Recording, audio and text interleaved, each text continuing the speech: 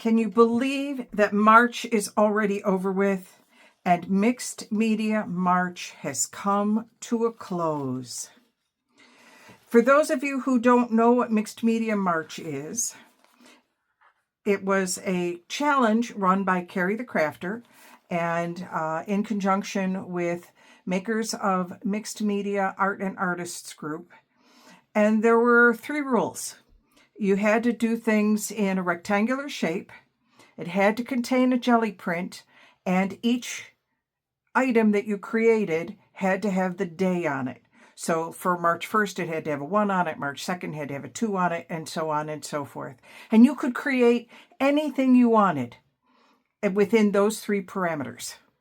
I chose to make a journal. And I will be giving this journal away. Stay tuned to the end of the video, and I will tell you how to get a hold of or get entered in order to get this journal. So the cover is a piece of 12 by 12 that I jelly printed. I changed the color of it with transparent green, and then I used cutouts from all sorts of different magazines to make Mixed Media March. And then the corners, and I put the 25 down, and it's hard to see on here, but there is a hashtag. It does say hashtag Mixed Media March 25. The corners, I looked at doing book corners. I didn't like them. The metal book corners, they just didn't fit for this particular journal. So I ended up using washi tape. And I just put washi tape around the corners just to give them a little bit of extra strength. And they are modified roses that match the roses, the modified roses or the stylized roses. They're on the cover. So I thought that was pretty cool. So day 1, if you have been following along all month long with my individual posts, you have seen some of these. And but you haven't seen, for example, what was in this little portfolio. So inside the portfolio, there are several little, I'm not going to take them out because that's for, it'll be a surprise. But there's something in every one of them. There are a little couple tucks down in here. It says 2 because this is day 2. Day 3 is a flip. So you can see the 3 on there. Day 4 is a journaling card. Day 5 is some space to write in or to add additional items. I put a little bit of bling around the top of it here. I had a good time with that. Day 6 is also a flip, but it flips this way. And I just love the colored teal on here. I think that's so pretty.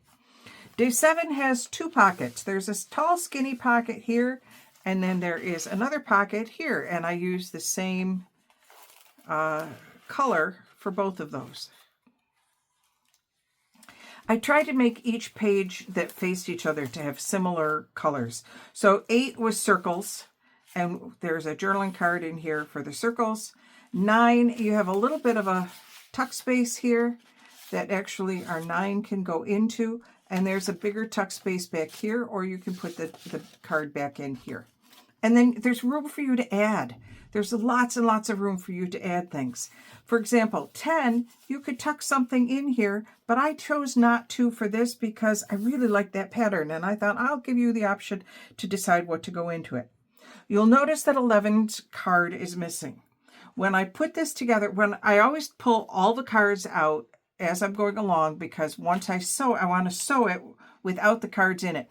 I've sewn cards into the seam before, which is why I make sure that I take all the journaling cards out before I sew it. Somewhere I have lost both 11 and 14. I cannot find those cards. So if by the time you win this, if I have not yet found those cards, I will make new cards to go in there. But hopefully by the time you find it, I will have found them. I have so far cleaned off my entire desk. It's cleaner than it's been in months right now. This is a cool sheet. It is just a bit of, not coffee dyed. I'll think of it in a minute. Jelly printed piece. There's a jelly print here. And the 12 in here is a 1 and a 2 on postage stamps. Same thing with 13. This is a 1 and a 3. This one is a really cool, it was a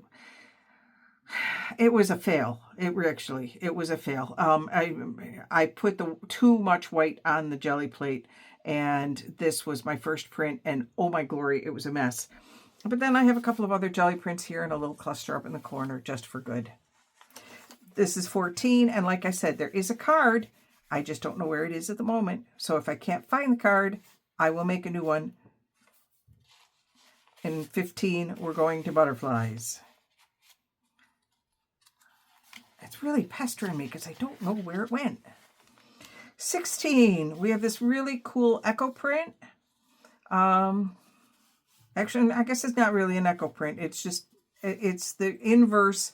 I stamped these and then I stamped them onto here to get the paint off of it. And I just really like how the two pieces work together.